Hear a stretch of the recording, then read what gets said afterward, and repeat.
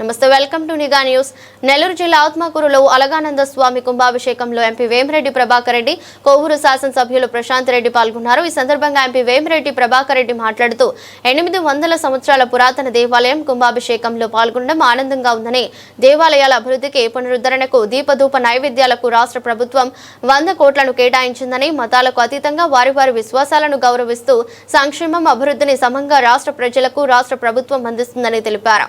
కార్యక్రమంలో తెలుగుదేశం పార్టీ రాష్ట్ర మహిళా కార్యదర్శి పులిమి శైలజారెడ్డి, తెలుగుదేశం పార్టీ పట్టణ అధ్యక్షులు తుమ్మల చంద్రారెడ్డి, ఏఎంసీ మాజీ చైర్మన్ కుడుముల సుధాకర్ రెడ్డి, అన్నదాత కంచి పరమేశ్వర్ రెడ్డి, స్వామివారి భక్తులు పాల్గొన్నారు.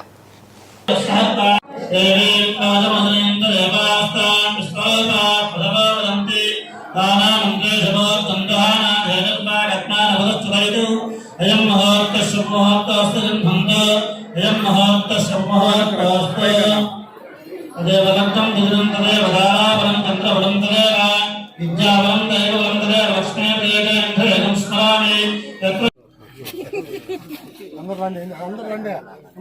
అలగనాథ స్వామి కుంభాభిషేకానికి రావడం చాలా సంతోషం. ఇటువంటి కార్యక్రమాలు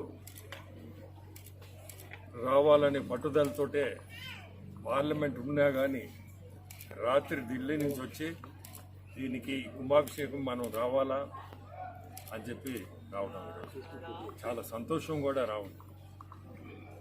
ఇది 800 సంవత్సరాల పురాతన గుడి. అటువంటి గుడి ఈరోజు కుంభాభిషేకం మేము చేయగలుగుతున్నామంటే మా అదృష్టం భావిస్తుంది. మన ఎండోమెంట్స్ మినిస్టర్ రామనారాయణ రెడ్డి గారు ఉంటే బాగుండేది. యాక్చువల్గా ఉన్నాడనే అనుకున్నాను, కానీ విజయవాడ పోయినట్టు ఆయన కూడా ఉంటే బాగుండేది. ఆయన రేపు ఎల్లుండి వస్తాను. ఈ ఆత్మకూరుకే ఇటువంటి గుడి ఉండడం చాలా సంతోషం. ఎందుకంటే వెంకటేశ్వర స్వామి రూపమే ఇది. అటువంటిది మేము వెంకటేశ్వర స్వామి భక్తులు, మాకు ఇటువంటి అదృష్టం వెంకటేశ్వర స్వామిని ఈ రూపంలో చూడడం కూడా మాకు ఆనందం. ఇటువంటి గుడిని వీళ్ళు పెద్దలు దీన్ని పట్టుదలగా దాదాపు నాకు తెలిసి ఈ మధ్య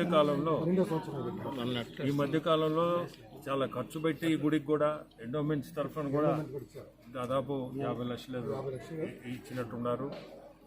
ఈ గుడి డెవలప్మెంట్కి 12 సంవత్సరాలు 12వ సంవత్సరం కుంభాభిషేకం చేయడం కూడా మంచిది. ప్రతి గుడికి కూడా 12 సంవత్సరాల తర్వాత మనం కుంభాభిషేకం చేయడం కూడా చాలా మంచిది కూడా.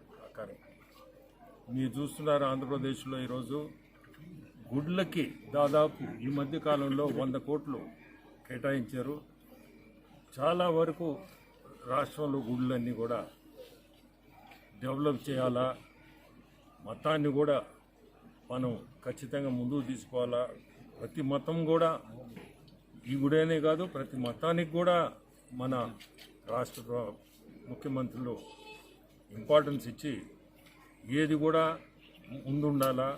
ప్రతి మతానికి కూడా ఎవరు కూడా ఇబ్బంది పడకూడదు, ఏ మతమైనా ముందుకు తీసుకోవాలనే మంచి ఆలోచన కూడా కలిగింది.